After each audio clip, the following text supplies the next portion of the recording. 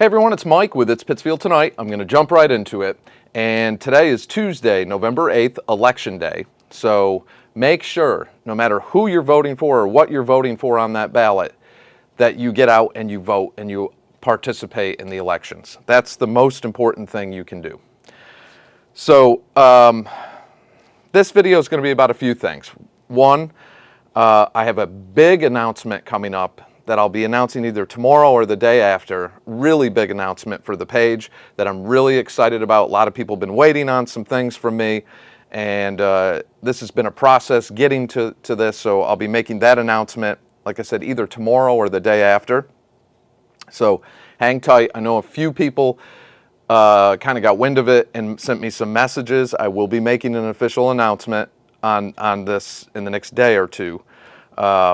And it might not be what some of you think, or it might be. We'll find out. So that's coming up. The business tour that I do every year, I'm in the process of doing that right now. Some of you have probably seen some of the videos I've already shot and posted. I did one with Designer Consigner in the Allendale Underground.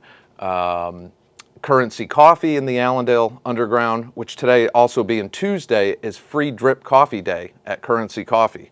So take advantage of that. That's a great thing they do, and their coffee is amazing. If you're a coffee person like I am, you will not be disappointed, and you'll become a new customer. So if you haven't seen those videos, do check them out. I have some upcoming ones, another one with Pittsfield Rye Bakery. I love filming there. I love the process, I love the facility, and the owners, Ricky, Renee, and Ryan, they're great people. So that I'm really excited about, because this one we're going to be doing one of my favorite products that they sell, their Death by Chocolate bread, which is amazing. Amazing. I can't get enough of that stuff, so I probably will die by that bread. But I'm really excited about doing that one.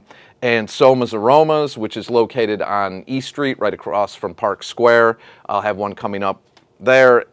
Soma's a great person, and that's a really cool little boutique store that has, you know, hand-poured custom candles and crafts and things from local artists. It's a really cool little store. So keep an eye out for those. I've had a lot of businesses message me about stopping by, and I'm trying to cover as many as I can. And as soon as I finish the business side of it, the business tour, I will be moving on to the one I do every year for bars, pubs, and restaurants. And I'm excited about that. I've just been a little bit behind, but again, it's been worth it with this announcement that I have coming up. Also, with that being said, my annual fundraiser, I usually do 2 a year, one in the beginning of spring, one at the end of the year. I did not do a spring one this year due to all the craziness that has happened for me personally. So I will be kicking off my fundraiser this week, the end of this week. This is a big one. It's a crucial one, and it definitely is an important part of this announcement that I'm going to be making. So that'll be up, and so keep an eye out for that. It'll be the standard GoFundMe I always put up. It helps continue this platform, which has grown and grown and grown. So please keep an eye out for that. And, you know, if everyone on the page gave just $5 or $10, we'd be in real good shape. But, you know, anyway, please keep an eye out for that. If there's anything you can contribute to that, it helps keep this platform going. And I think a lot of you are going to be really excited with the announcement that I'm about to make. And it might not be what a lot of you think. Some people already got wind of it and sent me some messages, and I'm glad they're keeping it on the down low, what this is. But again, I'll be making that announcement in a day or two. And that's as much as I can tease on that one. There's a lot to talk about. But being election day, the most important thing is everyone getting out and voting today. But there is a lot to talk about. I read the article in the Eagle. And, you know, when I did that last video, I said, most likely the city will respond to this, because when I put a video out and address something, they usually do, and they did. So that last video I did talked about a fire that broke out at Springside Park, up at the encampments where people in homelessness have been living up there for about 2.5, 3 years now in that encampment. The one individual I spoke to when I went up there with the city councilor has been at that site for about 2.5 years. His mother lives right down the road, so he stayed with her on and off. It's a really bizarre situation. The amount of stuff in the park, the tents, the strollers, the garbage, the needles, it's mind-blowing what is happening in there. I read that article and I couldn't believe some of the things I was reading. They talked about how clean the park is. They tried to, say that the people living there at the encampment were almost like heroes for putting the fire out. And look, I'm glad that they did everything they could to put that fire out and call for services, but that fire was started at an encampment. They left that part out of the story. Somebody was kind enough to print and send me all the laws for our parks. Everything happening in there is illegal. It is illegal to bring propane tanks into the park, into a public park. It is illegal. The law clearly states that if you're going to cook or use a fire, it has to be in a public installed by the city, approved grill, those hibachis they have on little posts. You're supposed to bring in your own outside material, charcoal to burn. You can't be taking wood and stuff out of the park. And it specifies it is illegal to bring in propane tanks. There's propane tanks all over up at that encampment. It is illegal to camp in a public park. It is illegal to drink and do drugs and smoke in a public park. It is illegal for doing all this stuff. And then what if you have a medical emergency and someone has to dial 911 and they're up there in the middle of the woods at one of the encampments? How do you find them? How's the fire department supposed to find them? That's why the 911 law was installed. You have an address, just like if you were to camp at the state forest. You have a campsite number where you're registered in and you stay.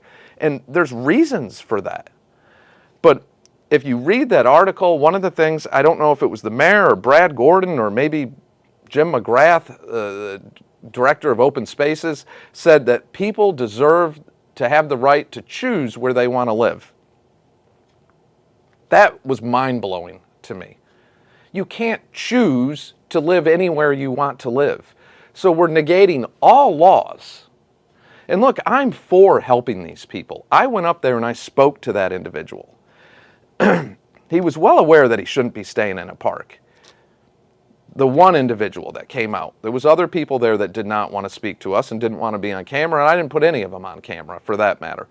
But the individual that did speak to us, we asked him what his situation was. I had met him 2.5 years ago in there. He was staying with his mother at his son's house, which is very close to there. But he said that wasn't working out for whatever reason. He didn't like that situation.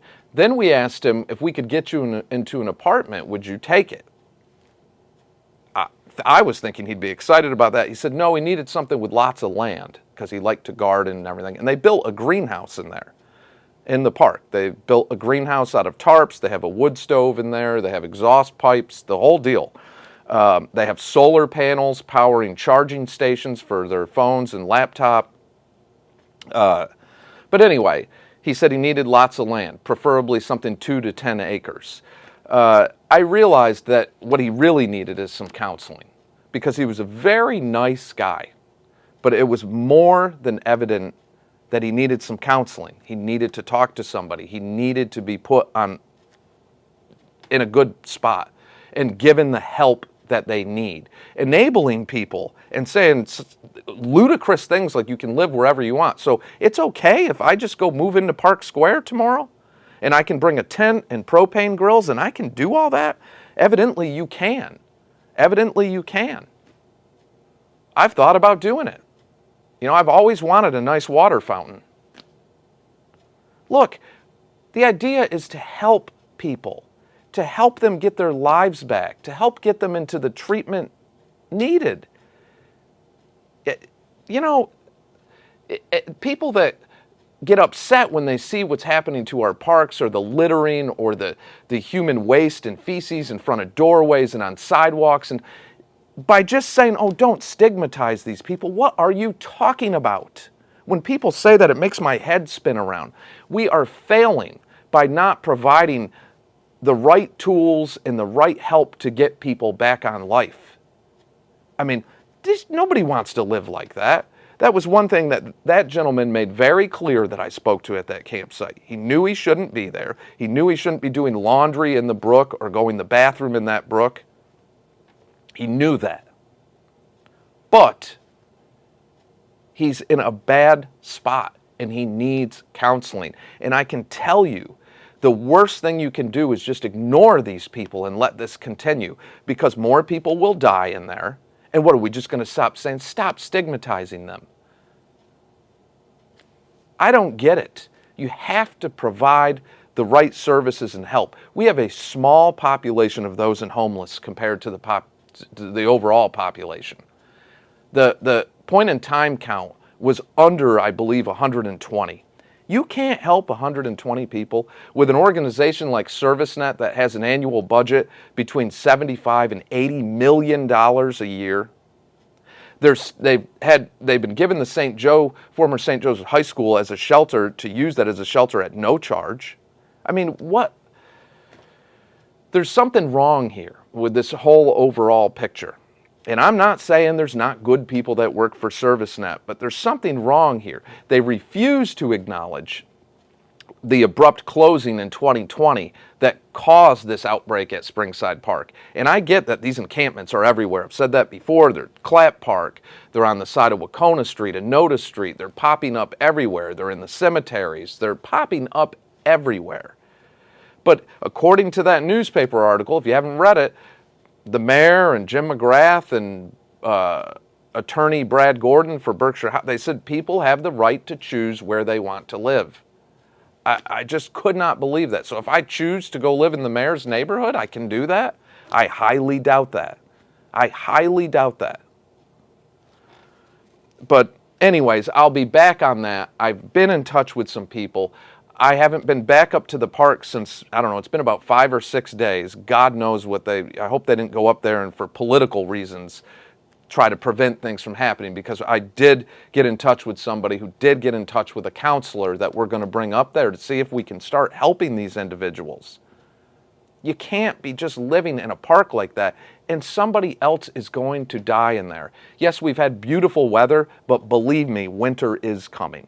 So I'll be back on that story. I want everyone to know that that's still at the forefront. Speaking of winter coming, and then I'll wrap it up, Joe Nolan, who is the CEO of EVERSOURCE, has come out publicly and said, look, leave alone with the shortage of diesel. There's a crisis there for New England.